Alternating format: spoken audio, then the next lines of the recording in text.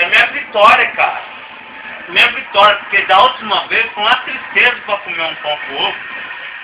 Exatamente nesse momento, o que eu tô fazendo agora? Pão com ovo.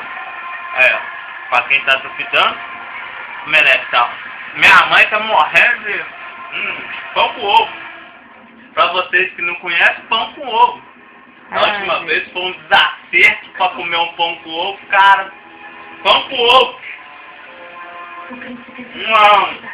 Muito saboroso. Pão com ovo.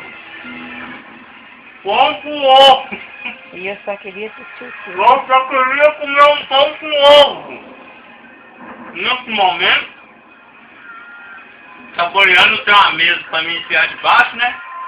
E aquela mulher da televisão enfia debaixo da mesa. Pão com ovo.